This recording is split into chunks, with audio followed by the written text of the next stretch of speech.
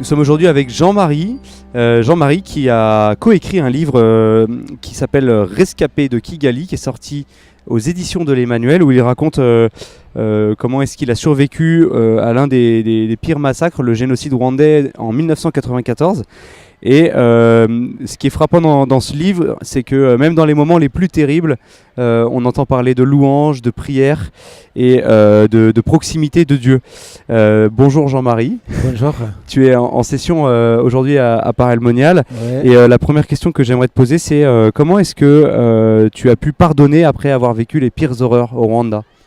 Alors, comment j'ai pu pardonner? En fait, c'est pas moi. Personnellement, c'est pas ma propre volonté, c'est pas mon idée à pardonner.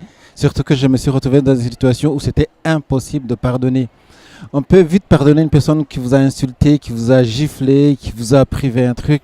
Mais une personne qui vous a pris des vies des personnes qui vous sont chères, c'est difficile à les pardonner. D'ailleurs, c'est impossible. D'ailleurs, je me suis battu plusieurs fois de dire non à Dieu, que je ne peux pas pardonner. Surtout, je sentais qu'il y a une voix qui me demandait de pardonner. Surtout que je savais que la Bible, l'Évangile nous invite à pardonner, surtout à pardonner, non pas 7 fois, 77 fois. Mais je me disais, il y a des gens qui sont impardonnables. Il y a des crimes qui sont impardonnables, qui méritent l'enfer, qui méritent le châtiment. Mais j'ai compris que je devais passer par là, non pas seulement juste par le simple plaisir, parce que je vivais très très mal au non-pardon. Je souffrais vraiment beaucoup la haine qui montait dans mon cœur. Il y avait que le pardon qui pouvait me libérer de ce poids, de cette charge que je portais, qui était trop lourd à porter. Et comme je ne le pouvais pas, j'ai imploré la grâce de Dieu. C'est la grâce de Dieu qui est venue pardonner ces gens dans mon cœur. Et est-ce que depuis que la grâce de Dieu agit dans ton cœur pour le pardon, est-ce que tu as moins de haine donc ? J'ai plus de haine. J'ai plus de haine. Tu te sens libéré En fait, je crois que j'ai fait l'expérience en 2 temps. D'abord, ça a été avec l'assassinat de mon père. Une situation qui était très compliquée, surtout que j'étais encore jeune, avec plein de projets, projets d'avenir. Et voir une personne qui vous prive votre papa, qui était le support, qui était le soutien de toute une vie, c'était compliqué. Il y avait le simple fait de le perdre, en tant que père, se retrouver orphelin, c'était compliqué. Mais aussi voir qu'avec sa mort, c'est toute une vie qui était anéantie, c'était compliqué, impossible. Donc le pardon était impossible. Grâce à la grâce de Dieu, j'ai pu le faire. Et j'ai senti l'avant et après. Après, je me suis senti léger parce que justement, je portais plus ce poids, cette haine. J'ai pu vraiment pardonner du fond de cœur et ça m'a permis de revivre encore une fois et de voir l'avenir. Là, c'était, je dirais, l'étape, la première étape de ma vie de pardon.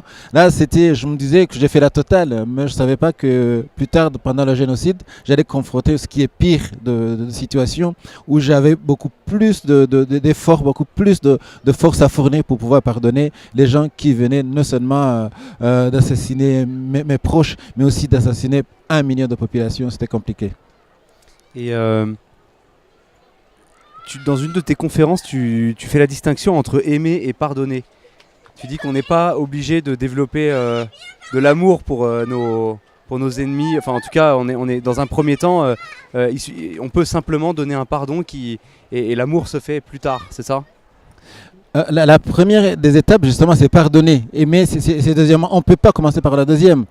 Et c'est-à-dire que étape par étape, on commence d'abord par pardonner. Et puis après avoir pardonné, on comprend que finalement, la personne que vous avez pardonnée, c'est un enfant de Dieu. Et au final, c'est votre frère. Et c'est par après que vous pouvez être capable de l'aimer en tant qu'enfant de Dieu, en tant que votre frère dans le Seigneur ou votre frère dans l'humanité. Parce que nous tous, en tant que créatures de Dieu, en tant qu'enfants de Dieu, quelle que soit la religion, quelle que soit l'origine, on est enfant de Dieu. Aujourd'hui, Jean-Marie, tu es éducateur à Bondy, dans les quartiers nord de Paris. En quoi consiste ta mission en cité ? Alors, ma mission consiste à partager ce que j'ai dans mon cœur d'abord, parce que ma mission d'abord, je suis éducateur spécialisé, mais ma mission consiste d'abord à partager ce que j'ai en moi, l'amour, voilà. Surtout que le fait, ma profession de base, je ne suis pas éducateur spécialisé, ma profession de base c'est couturier styliste. j'ai changé de métier justement après le génocide, où j'ai compris que dans mon monde à moi, il y avait plus besoin d'amour. Vous avez plus besoin de se soutenir en tant qu'être humain, le social, que le stylisme. Surtout que mon métier, c'était plus moi et pouvoir bien gagner ma vie, avoir beaucoup d'argent. Mais là, j'ai senti que j'avais cet appel de me tourner vers les autres. Ne pas seulement m'enrichir tout seul, mais enrichir aussi les autres, humainement, faire les autres grandir. Alors quand le Seigneur, par plusieurs situations, a décidé que je vienne m'installer en France, je me suis demandé où je vais exercer cette charité. Le Seigneur m'a conduit au Rocher, où je suis vraiment pleinement au service de l'amour, de la charité, dans les cités sensibles, où il y a beaucoup de jeunes qui ont perdu les repères à cause de la drogue, à cause de la situation de la cité, à cause de la délinquance qui le font passer par les prisons, qui doivent se construire, mais aussi pour essayer de prévenir que les enfants ne se retrouvent justement dans cette situation où ils sont obligés de passer par la case prison. Donc, on commence à s'occuper des enfants pour les éviter à dériver, à basculer à la prison. Et est-ce que du coup, ton expérience de pardon que tu as fait, est-ce que tu essayes de la transmettre dans ta mission? Est-ce que tu essayes de transmettre l'amour et la charité, comme tu disais? Et de quelle manière est-ce que tu te sers de ton expérience Alors, d'abord, ce que j'ai vécu me permet de comprendre tout le monde. Toute situation est compréhensible. Moi, je ne me permets pas de juger aucune personne. Je sais que tout le monde peut, parce que j'ai vu pire.